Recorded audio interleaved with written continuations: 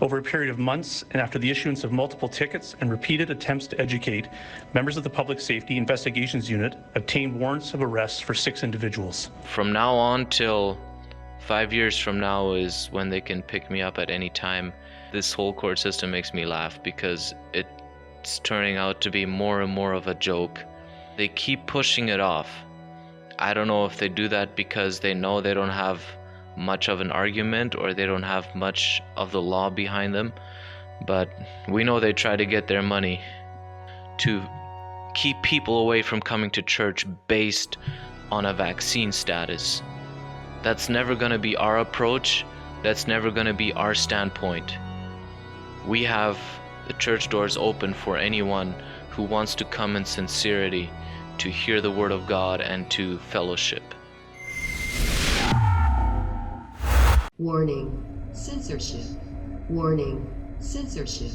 Pastor Tobias Tissen is a minister at the Church of God in Steinbach, Manitoba. Now, you might have heard that name before. For the past year, roughly, he's been at ends with the local government over the lockdown measures that the state would seek to impose.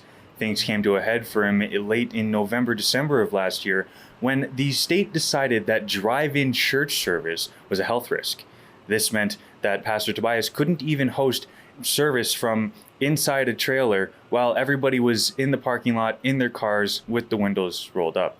Of course, this is all for health and safety. Now, since that time, Pastor Tobias, as well as the church, have accrued thousands and thousands of dollars of tickets. And not only that, but Pastor Tobias actually has a warrant out for his arrest, meaning that at any moment, Winnipeg Police could come pick him up and throw a pair of handcuffs on him. Believe it or not, I'm still not arrested. My warrant has still not been executed, even though they've known all along where I would be on Sunday mornings at church. They have shunned or avoided meeting me anywhere, and so we've not been in hiding much. Here and there a bit. We've of course avoided directly meeting them in towns and cities, but we haven't been really hiding lately. I gave them plenty of time and opportunity to come pick me up at church, but I can't be available for them all the time. So I gotta continue to live my life. And so that's what I've been doing. I've gone places that I wanted to go to and been around friends and family, and we'll see how this all continues to play out. I have no idea.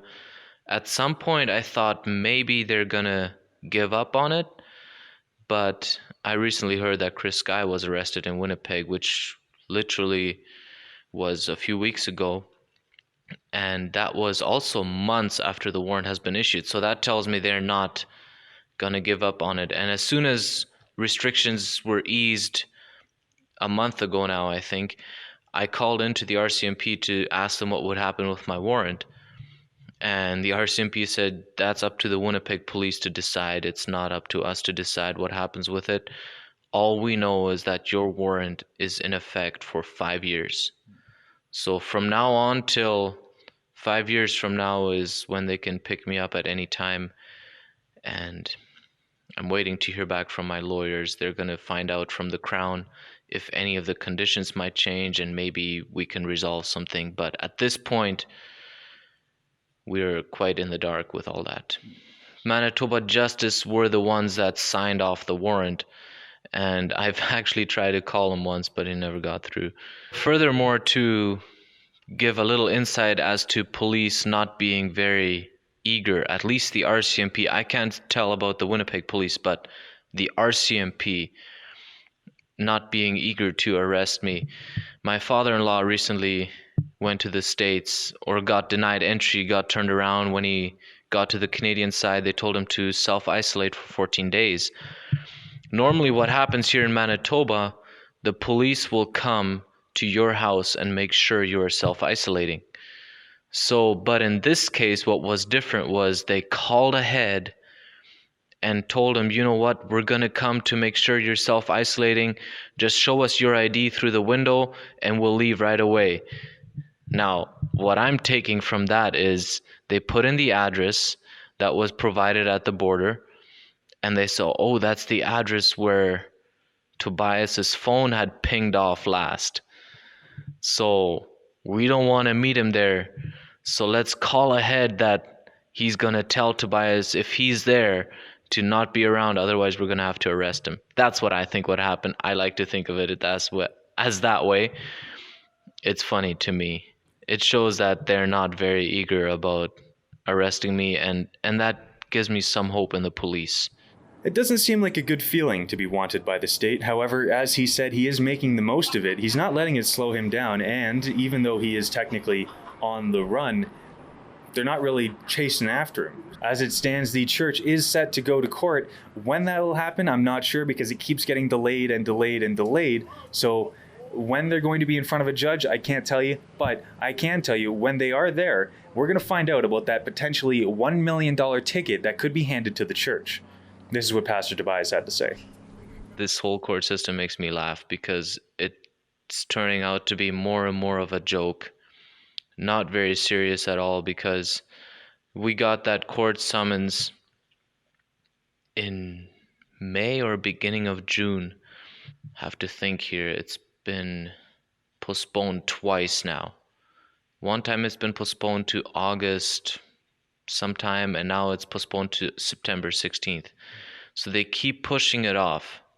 I don't know if they do that because they know they don't have much of an argument, or they don't have much of the law behind them, but they keep pushing it off, and I don't really know what to expect. As far as I know, I don't know if my lawyers have even seen any details or the reason why.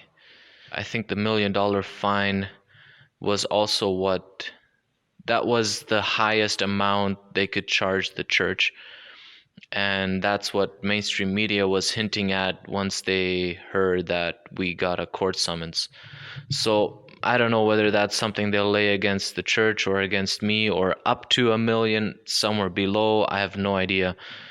But we know they try to get their money. Well, I can't argue with that, but I can add one thing. Right now, the court appearance is set for October 14th. That's the day I'm recording this. However, it's already been delayed and delayed and delayed, as Pastor Tobias mentioned. So when they're actually going to be in front of a judge, I can't tell you. But what I can tell you is we are going to find out about that $1 million ticket. And lastly, one thing, because I was interviewing a pastor, I thought I would get his take on the vaccines that are coming into play across the world and how that would affect the church and perhaps the other churches in the area. I've read quite a bit about pastors and heard stories of pastors, and absolutely alarming. And I think it's right for me to speak out about it, because pastors in Steinbach, I've heard of one just recently, was standing in the entrance when the people came in for church. He asked them, "Are you vaccinated?" And if they said yes, he allowed them into the building. If not, he said, "You can go in to the left or to the right, whichever. There's a nurse there and you can get it. And if you don't want to get it, you're going to have to leave." So that blows my mind, because that's so anti-church, anti-Christian, to keep people away from coming to church based on a vaccine status. That's never going to be our approach. That's never going to be our standpoint. We have the church doors open for anyone who wants to come in sincerity to hear the word of God and to fellowship. Thanks, guys. I do really appreciate you tuning in to the end, but the show's not over. And if you want to see our full uncensored content, go to rebelnews.com. That's the only place where you're going to see the full story. As you already know, YouTube censors are phenomenal. They like to censor anything that they don't like. So if you want to see our full reports, you got to go to rebelnews.com. And while you're there, we have shop.rebelnews.com, where you can pick up some awesome merchandise for the holidays. But I'll leave that for another time. For Rebel News, I'm Sidney Fizzard. Don't go anywhere. I have one last thing to say. I want to say thank you to all of our viewers, and especially those who've donated at realreporters.ca. That's the only way that we're able to bring you this coverage from across the country. And it allows all of our journalists to go out there to get the stories that mainstream media wouldn't even dare showing you. So please go to realreporters.ca if you want to see more of our amazing coverage.